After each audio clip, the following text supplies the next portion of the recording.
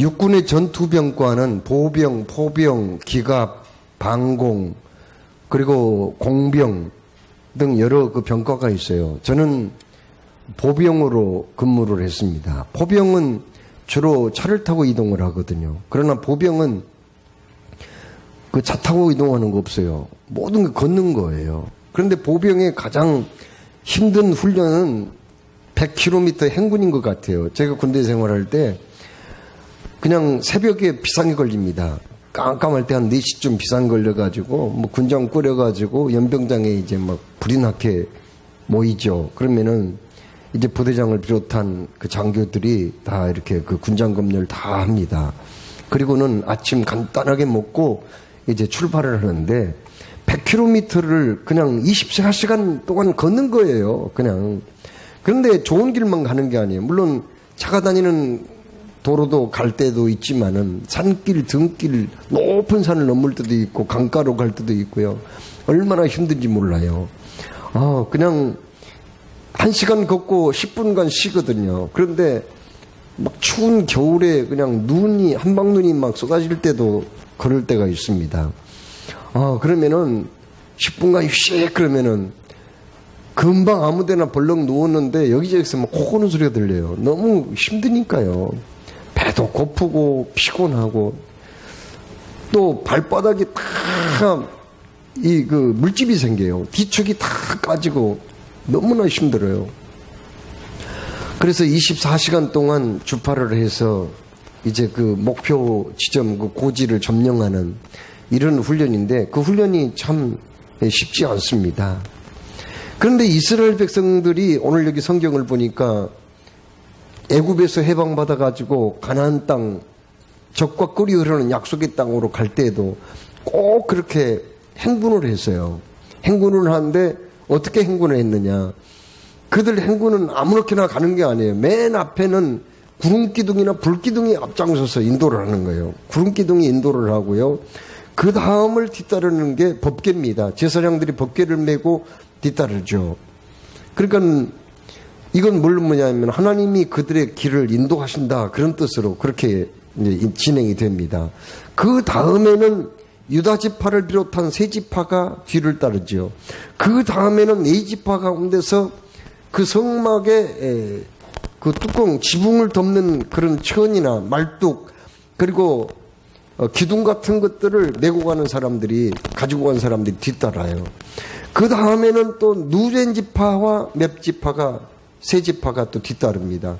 그 다음에는 또 누가 따르냐면은 고아조선들 네 지파 중에서 그 성막에 그 떡상이나 금등대, 향로 이런 것들을 메고 가는 사람들이 또 있어요. 이런 사람들이 뒤따릅니다.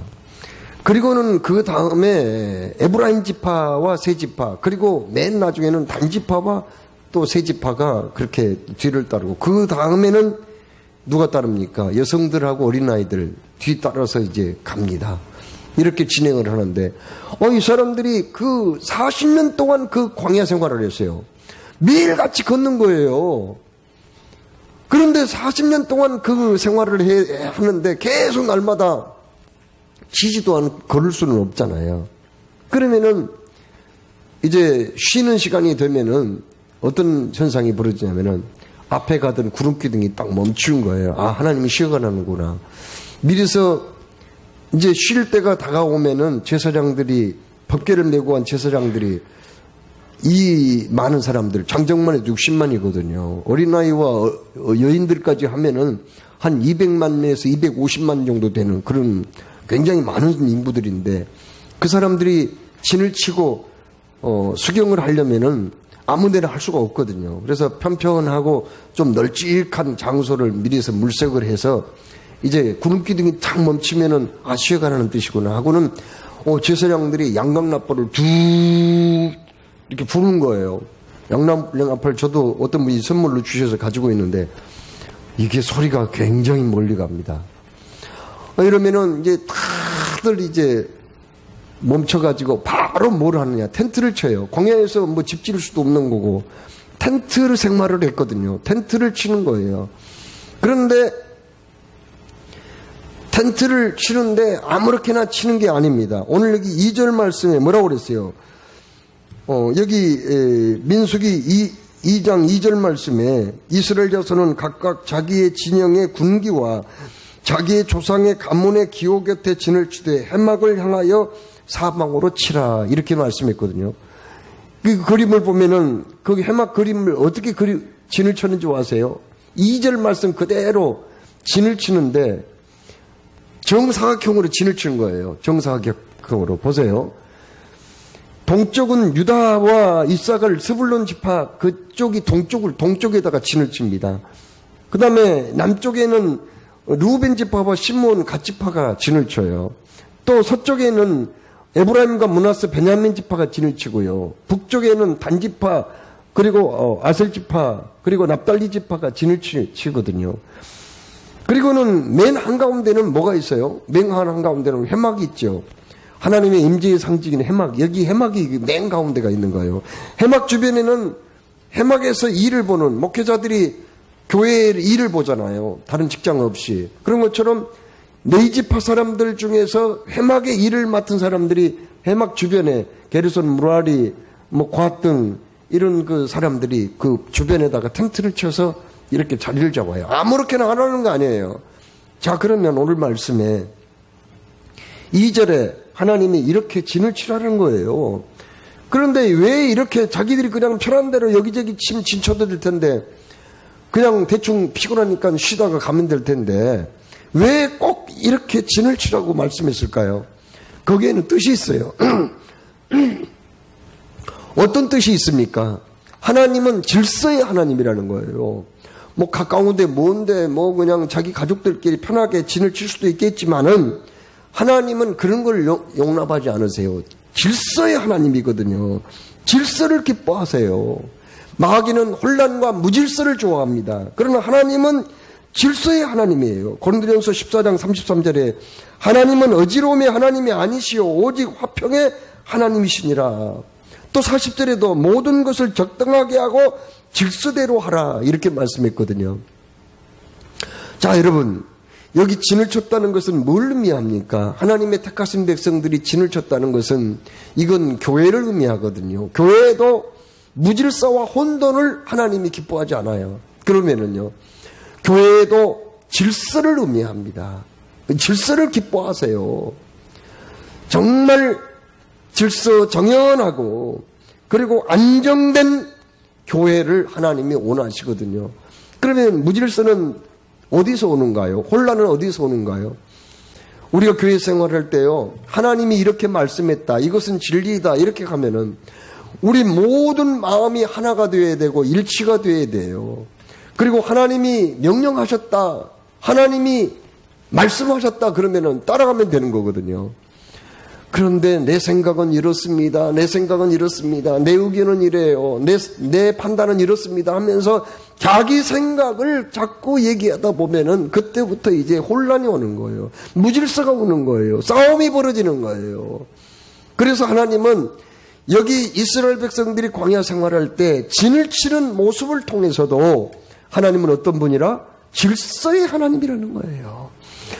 일사불란하게 움직이는 질서의 하나님이라는 것을 우리에게 가르쳐주기 위해서 오늘 이렇게 이스라엘 백성들이 광야에 진칠 때 동서남북 사방에 세 지파씩 그리고 한가운데는 해막을 안치를 해야 된다 이렇게 말씀을 하신 거예요. 하나님께서 사랑하신 여러분, 우리는 하나님께 부름받은 하나님의 백성들입니다. 영적인 이스라엘이에요. 그렇다면은 오늘 여기 광야 같은 인생길, 참으로 사도행전 7장 38절에 광야교회라는 말을 썼거든요. 우리 교회, 우리가 섬기는 이 교회도 바로 광야에서 이스라엘 백성들이 친쳤던 거랑 똑같다는 거예요. 우리는 어찌됐든 하나님 제일주의로, 하나님을 존중히 여기는 마음으로, 하나님을 두려워하는 마음으로 질서 정연하고 평안한 교회를 세워가시는 여러분 다 되시기를 주의 이름으로 축원합니다. 그 다음에 왜 하나님이 그러면 이렇게 동서남북으로 사방을 이렇게 진을 치게 만들고, 아까 그림에서 봤죠. 동서남북 사방을 진 치게 만들고, 맨 가운데 뭐가 있었어요? 회막이 있었죠. 회막이란 함께 모여서 제사한다는 뜻에서 회막이고요. 또 성막이라는 말도 똑같은 말인데, 성막이라고 그러면은 거룩할 성이죠. 거룩한 천막이라고 말이에요. 이 천막으로 만들었거든요. 천막이 저기 물개 가죽으로 천막 덮은 거예요. 저게 보면은 그 앞쪽에 불이 타고 있는 것은 번제단에 지금 제사를 드리고 있는 거고, 제물을 태워서 드리는 거고요. 저기 지금 덮어놓은 그 집은 성소와 지성소로 되어 있거든요. 그리고 그 지성소 위에는 낮에는 구름 기둥이 하늘 끝 높이까지 이렇게 솟아 있습니다. 밤에는 불기둥이 나타나가지고 이글거리고 타요. 그래서 주변에 있는 그 진은 캠프지요. 그리고 개인의 그 천막들이 모인 게 캠프가 되는 거죠. 그렇죠? 그런데 불이 타고 있기 때문에 그 주변이 따뜻하기도 하고 환하게 이렇게 밝아. 다른 어떤 맹수들이나 들짐승 독사 같은 것들이 함부로 이스라엘 백성들을 해치지 못하게 하고 있습니다. 이스라엘 백성들은요, 천막을 치는데, 주변에 천막을 치는데, 입구를 다 어디 쪽으로 하느냐면은, 천막이, 이게 성막이 있는 쪽으로, 여기 회막이 있는 쪽으로 입구를 다 내도록 되어 있어요. 그러니까 그 사람들이 딱 밖에 나오기만 하면은, 뭐가 있어요? 나오기만 하면은, 회막이 딱 보이는 거예요, 이 천막이. 그리고 회막을 보자마자 거기 지금 그 위에 구름 기둥이 내려와 있거나, 구름은 하늘에 있는데 거기 내려와 있단 말이에요. 구름 기둥이. 거대한 구름 기둥이 내려와 있어요. 거대한 불 기둥이 내려와 있단 말이에요. 이걸 타고 있단 말이에요. 이걸 통해서 하나님이 지금 살아계시구나, 우리와 함께 계시구나, 우리의 길을 인도하고 계시기 때문에 우리는 걱정할 필요가 없구나, 이런 생각을 하게 되는 거예요. 자, 회막이 한가운데 있다는 것은 뭘 말해주는가? 그것은 다름이 아니라 우리 신앙생활이, 오늘날 교회 생활하는 우리들의 신앙생활이 하나님 중심으로, 교회 중심으로 해야 된다 하는 것을 우리에게 가르쳐주고 있는 거예요. 여러분, 교회를 에클레시아라고 하는데, 에클레시아라는 헬라어는 무슨 뜻이냐면, 교회라는 뜻은 무슨 뜻이냐면은 밖으로 불러냈다라는 의미가 거기에 있어요. 그러면은 어디서부터 불러낸 거예요? 원래 우리는 하나님을 거역하고 배반하고 불순종했던 사람들 사이에서 있었던 거예요. 우리는 불신앙의 세계에 있었던 사람들입니다. 사탄이 지배하는 그 세력 안에 있었던 사람들이 우리는.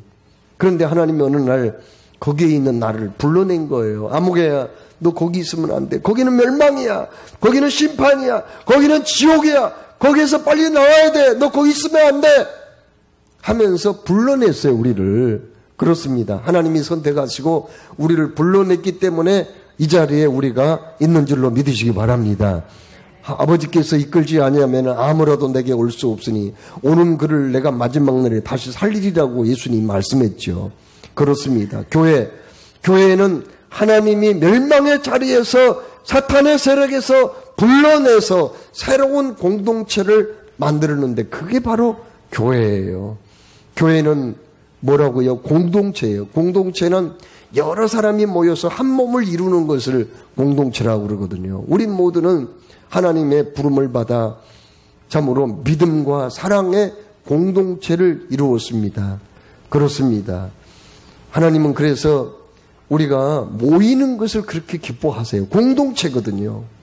여러 사람이 한 몸처럼 이루어서 이제 하나님이 원하시는 가치관을 가지고, 그리고 하나님이 이끄시는 목적지를 향해서 나아가는 사람들이기 때문에 공동체라는 말이에요. 그래서 교회는요, 무엇보다도 모이기를 힘써야 된다고 그렇게 말씀했어요. 예수님이 뭐라고 말씀했죠? 두세 사람이라도 내 이름으로 모이는 그곳에 나도 그들 중에 있느니라, 그렇게 말씀했거든요. 교회는 마치 장작불과 같아요. 장작불은 자꾸 나무를 한데 모으고 활활 타도록 이렇게 그 연료를 계속 주입을 할 때 타잖아요. 그러나 그 타는 불이라 할지라도 장작개비를 하나하나 틀어놓으면 꺼질 수밖에 없어요. 그렇습니다. 교회는 그래서 모이기를 힘쓰는 이게 하나님이 기뻐하는 일이라는 걸 말씀하고 있어요. 가끔은 신약성경이 기록될 때 히브리서 10장 25절에 모이기를 피하는 어떤 사람들이 있었다고 말씀했거든요. 모이기를 피하는 어떤 사람들의 습관과 같이 하지 말고 그날이 가까울수록 더욱 그리하자 이렇게 말씀합니다. 우리가 함께 모일 때 성령님이 역사하실 줄로 믿습니다. 우리가 함께 모일 때 능력이 배가 될 줄로 믿습니다. 7배가 될 줄로 믿습니다. 우리 함께 모일 때 강력한 힘을 얻어서 온순마귀의 싸움에서 승리하게 될 줄 믿으시기를 축원합니다. 오늘 여기 말씀은 뭐냐면은 왜 회막을 바라보라는 거예요? 회막을 중심으로 해서 모이라는 거예요. 흩어지지 말라는 거예요. 그리고 회막 중심으로 하나님을 가까이 하는 삶을 살아야 된다는 거죠. 교회에는 왜 그렇게 모임이 많아요? 주일날 오전 예배, 오후 예배도 있고 수요 예배도 있고 새벽기도, 철야, 심야기도, 목장 예배 왜 그렇게 모임이 많아요? 각 그 부서 또 모임이 또 있잖아요. 얼마나 모임이 많습니까? 모임을 힘들어하는 분도 없잖아 있죠. 그런데 왜 모이냔 말이에요. 왜 그렇게 모이냔 말이에요. 교회는 공동체이기 때문에 모임은 살고 흩어지면 성령님이 소멸되기 때문에 모여야 되는 거예요. 교회는 주님의 몸이거든요. 그래서 교회를 가까이 하는 것이 곧 예수님을 가까이 하는 삶인 줄로 믿습니다. 교회하고 점점 멀어지면 어떻게 될까요? 주님하고 점점 멀어지는 삶을 살 수밖에 없는 거예요. 한 주일 빠지면 두 주일 빠지기 굉장히 쉽습니다. 두 주일 빠지면 세 주일 빠지기가 또 쉽고요. 새벽 기도도 잘 나왔던 분들이 또 이렇게 그냥 피곤하다는 핑계로 바쁘다는 핑계로 안 나오게 되면은요 이상해요. 몸이 더 무거워져요. 교회 새롭게 시작하려면 몸이 무거워요. 나가기가 힘들어져요. 가기가 싫어요. 그냥 잠에 취해서 피곤한 몸 때문에 못 나오는 경우가 생깁니다. 그래서 또 이제 하나님께 예배 드리는 것도요, 한두 주일, 한 번, 두 번 빠지기 시작하면은, 나중에는 식사할 때 기도하는 것까지 잊어버려요. 그렇게 되는 거예요, 우리 사람은요. 왜 그런지 아세요? 교회는 주님의 몸이거든요. 교회와 멀어지는 것은 주님과 그만큼 멀어지는 것이기 때문에. 그래서 하나님 뭐라고 말씀했어요? 하나님을 가까이 하라. 그리하면 그가 너희를 가까이 하시리라. 이렇게 말씀하셨잖아요. 하나님을 가까이 하는 것이 너에게 복이 된다고 말씀했거든요. 여기 위에 해막을 맨 가운데다가 그렇게 설치를 하라고 했어요. 예수 믿는 사람들은 매사에 모이기를 힘쓰고 하나님을 가까이 하는 삶을 살아갈 것이며 교회 중심의 신앙생활을 하라는 거예요. 이스라엘 사람들이요, 그 해막에 가운데가 해막이 있으니까 어떤 문제가 생기면 빨리 해막에 찾아갑니다. 자기가 부지중에 죄를 짓거나 믿음이 연약해서 죄를 지으면은 너무 죄 때문에 괴로운 거예요. 그러면 어떻게 해야 돼요? 하나님 앞에 재물을 가지고 당장에 속죄제를 드립니다. 그러면은 하나님의 용서함을 받고 마음이 시원해져요. 또 하나님을 섬길 때 너무 마음이 컬컬하고 답답해요. 나도 모르게 막 불평, 원망이 터져나와요. 그러면 어떻게 했는지 아세요? 그 사람들은 또 번제를 드립니다. 활활 아까 그 그림을 통해서 보았죠. 그 재물이 번제물로 이렇게 타서 그 향기가 하나님께 올라가면은 주님이 기뻐하시거든요. 그러면 내 마음도 시원해져요. 또 감사할 일이 있잖아요. 그러면은 소제를 드리는 거예요. 또 하나님하고 관계가 좀 멀어진 것 같으면은 화목제를 바치는 거예요. 그러면은 또 가까워지고 마음이 시원해지는 거예요. 이렇게 제사를 통해서 예배를 통해서 그들이 신앙을 회복하고 또 하나님과의 관계가 정상으로 되었기 때문에 그들은 해막 중심의 신앙생활이 얼마나 복된 삶인가를 알게 되었거든요. 그렇습니다. 우리도 하나님 가까이 하다 보면은 은혜가 넘치게 될 줄로 믿습니다. 하나님 가까이 하면은 반드시 복이 임할 줄로 믿으시기 바랍니다. 여러분, 교회에서 하나님을 가까이, 교회 중심으로 살면은 코이노니아가 꼭 이루어지거든요. 친교입니다. 친교는 뭘 의미합니까? 서로 마음을 주고받고 친하게 지낸다는 의미도 있지만은 조금 더 의미를 살펴보면은 코이노니아가 교회는 반드시 있어야 되는데, 코이노니아는 뭘까? 내가 받은 은혜를 함께 나눔으로 내 은혜가 너의 은혜가 되는 거예요. 또 너의 은혜가 내 은혜가 되는 겁니다. 내 아픔과 고통을 함께 나눔으로 그 고통이 점점 작아져 없어지는 거죠. 이게 바로 교회예요. 교회 중심으로, 회막 중심으로 우리가 신앙생활을 하다 보면은, 그래서 우리에게 기쁨은 배가 돼서 더 커지고 내게 있는 고통과 괴로움은 점점 작아져서 없어지고 말아요. 이게 교회예요. 교회는, 교회 중심으로 신앙생활 하는 것은 뭘 의미합니까? 교회에는 가르침과 배움이 있거든요. 어느 교회 캐치프레이즈가 그런 게 있더라고요. 가르치거나 배우도록 하라. 가르치지 아니하면 배우라는 거예요.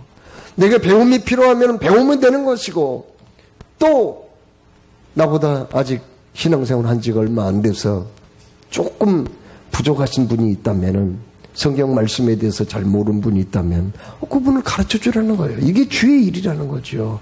하나님이 기뻐하는 일입니다. 그래서 함께 성장해 가는 거예요. 같이 성숙해 가는, 이것이 바로 교회라는 겁니다.